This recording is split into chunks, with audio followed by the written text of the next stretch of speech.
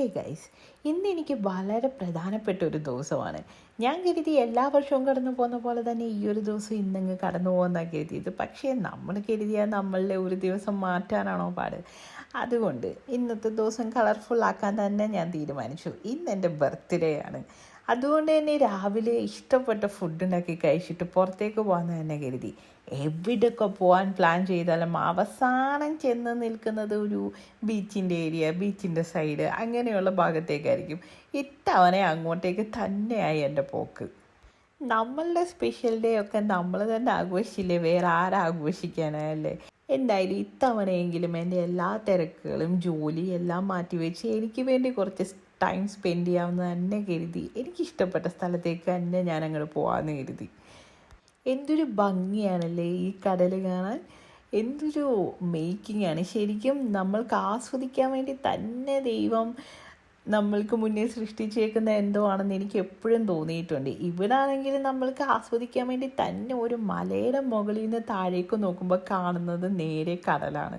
നല്ല ഭംഗിയാണ് കാണാൻ. പക്ഷേ എനിക്ക് ഹൈറ്റ് ഭയങ്കര പേടിയാണ്, എന്താണെന്നറിയത്തില്ല. പക്ഷേ എന്നാലും ഇതൊക്കെ കണ്ട എങ്ങനെ നമ്മൾ വലിഞ്ഞു കയറാണ്ടിരിക്കും, അങ്ങനത്തെ ഒരവസ്ഥയായിരുന്നു എൻ്റെയും.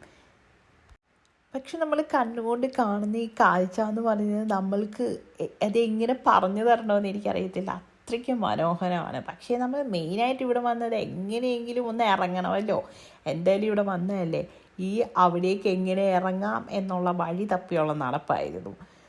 അവസാനം കുറേ കറങ്ങി കണ്ടുപിടിച്ചു അവിടേക്ക് എങ്ങനെയാണ് ഇറങ്ങേണ്ടതെന്ന്. ഇത് വലിയൊരു ഇറക്കമാണ് കേട്ടോ. ഇതൊരു വലിയ മലയുടെ മുകളിൽ നിന്ന് താഴേക്ക് ഇറങ്ങി ചെല്ലണം.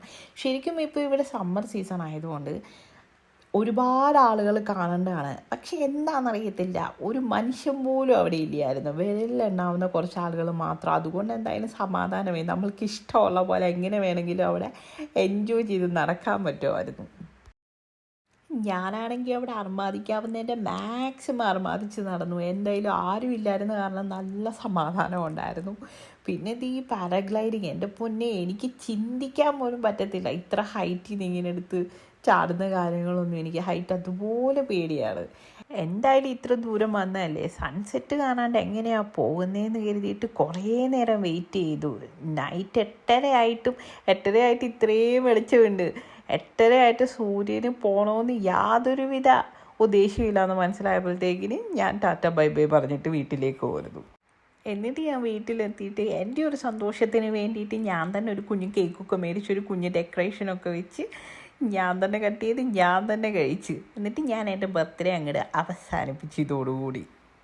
അപ്പോൾ അത്രയേ ഉള്ളൂ ഗൈസ്, ബായ്.